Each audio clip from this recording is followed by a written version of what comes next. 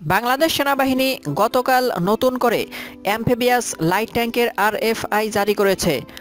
অনেকে হয়তো আগের লাইট ট্যাঙ্কের টেন্ডারের সাথে গুলিয়ে ফেলবেন, তবে এটি সম্পূর্ণ নতুন টেন্ডার, যার আওতায় VT-5 আর কাপ্লান এমটি বাদে অন্য সব ট্যাঙ্ক আসবে।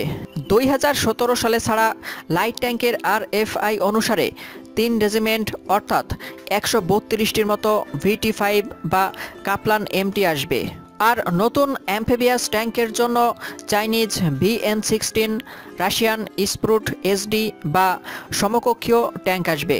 সম্ভবত 2 রেজিমেন্ট অর্থাৎ 88টি অ্যাম্ফিবিয়াস ট্যাঙ্ক কেনা হবে।